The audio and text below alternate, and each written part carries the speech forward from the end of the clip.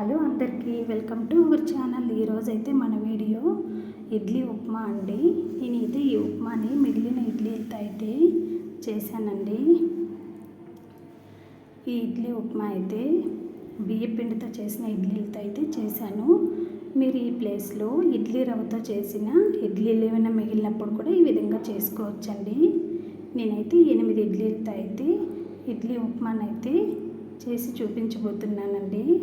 ముందుగా ఇడ్లీలన్నింటినీ ఈ విధంగా వీడియోలో చూపించిన విధంగా పొడి చేసుకోవాలి. ఈ విధంగా మొత్తం అన్ని ఇడ్లీలను అయితే పొడి చేసుకోవాలండి. ఇది పిండితో చేసాం కాబట్టి కొంచెం ముద్దగా అయితే వస్తుంది. ముందుగా స్టవ్ ఆన్ చేసుకొని ఒక కడాయి పెట్టుకొని ఒక 4 టేబుల్ స్పూన్స్ వరకు ఆయిల్ వేసుకోవాలి.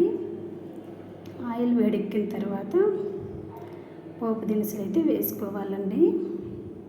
తర్వాత సన్నగా కట్ చేసుకున్నటువంటి 2 ఆనియన్స్ వేసుకొని ఒకసారి అయితే కలుపుకోవాలి. ఆయిల్లో బాగా కొంచెం ఫ్రై అయ్యేంత వరకు. తర్వాత సన్నగా కట్ చేసుకున్నటువంటి ఒక 6 పచ్చిమిర్చీలను అయితే వేసుకోవాలి. పచ్చిమిర్చి మీ స్పైసెస్ని బట్టి వేసుకోవచ్చండి.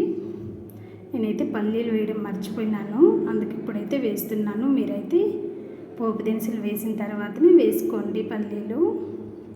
ఈ విధంగా పల్లీలు, ఆనియన్స్, పచ్చిమిర్చి కొంచెం ఫ్రై అయ్యి కలర్ చేంజ్ అయిన తర్వాత కరివేపాకును కూడా వేసుకొని ఒకసారి కలుపుకొని ఒక టీ స్పూన్ అంతా సాల్ట్, కొంచెం పసుపు అయితే వేసుకోవాలి. సాల్ట్ అయితే చూసుకొని వేసుకోవాలండి, ఎందుకంటే మనం ఆల్రెడీ ఇడ్లీలో వేసింటాం కాబట్టి కొంచెం చూసుకొని అయితే సాల్ట్ వేసుకోవాలి. తర్వాత మనం పొడి చేసుకున్నటువంటి